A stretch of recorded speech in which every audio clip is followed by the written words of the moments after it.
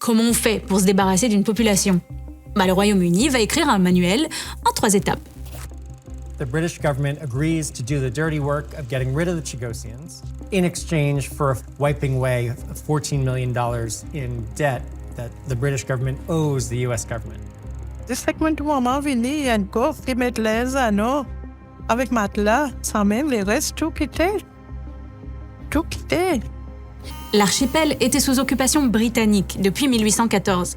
La décolonisation dans cette région, qui comprenait aussi l'île Maurice, allait commencer, mais à la dernière minute, les USA vont proposer un deal. Ils s'entendent alors avec le Royaume-Uni pour séparer les Chagos du reste de la colonie, afin d'en garder le contrôle, même après l'indépendance de l'île Maurice en 1968. En 1966, dans cet accord secret, ils introduisent une condition particulièrement sordide.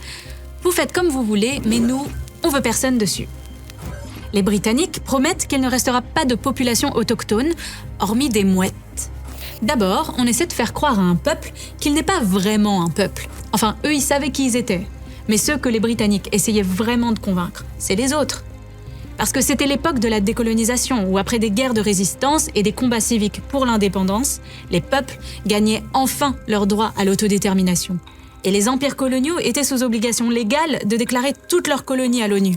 Pour éviter ça, les Britanniques vont les présenter comme des travailleurs temporaires, des agents contractuels qui auraient été amenés sur les îles Chagos depuis Maurice et les Seychelles pour travailler dans les plantations de cocotiers. Pour forcer les Chagosiens à partir, les Britanniques vont leur couper les vivres. Selon Human Rights Watch, histoire de rendre l'archipel invivable, les navires qui apportaient de la nourriture et d'autres produits essentiels ont cessé d'arriver régulièrement.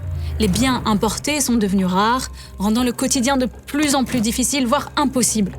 On promettait des ressources à ceux qui s'en iraient, de fausses promesses qui n'ont pas convaincu grand monde de partir.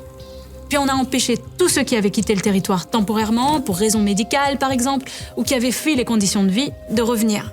Sans compter les méthodes abjectes d'intimidation. Et quand malgré tout ça, les gens en restaient, le Royaume-Uni les a déportés de force vers l'île Maurice et les Seychelles, laissant femmes, hommes et enfants sur une terre inconnue, sans aucune aide pour survivre.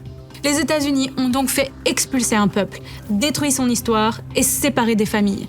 Tout ça pour étendre leur projet de domination. Ça te rappelle quelque chose ?